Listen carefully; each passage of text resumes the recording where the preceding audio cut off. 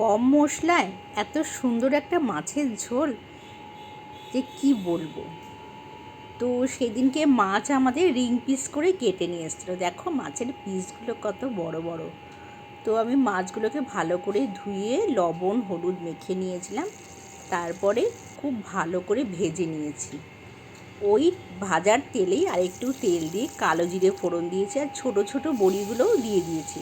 এই বড়িগুলো না সহজে সেদ্ধ হতে যায় না, তাই একবারে আলু টমেটো লবণ হলুদ লঙ্কার গুঁড়ো দিয়ে আর বড়ি দিয়ে ভালো করে মশলা কষিয়ে নিয়েছি। দেখো তেল ছেড়ে এসেছে, তারপরে দিয়ে দিয়েছি জল। এবার মাছগুলোকে আমি দিয়ে দিয়েছি, এমন জল দিয়েছি যাতে মাছগুলো ডুবে যায়। ঝোল একটু ফুটিয়ে নিয়েছি। দেখো কি সুন্দর হয়েছে দেখতে, খেতেও তো খুব ভালো হয়েছিল, মাছটাও খুব টাটকা ছিল।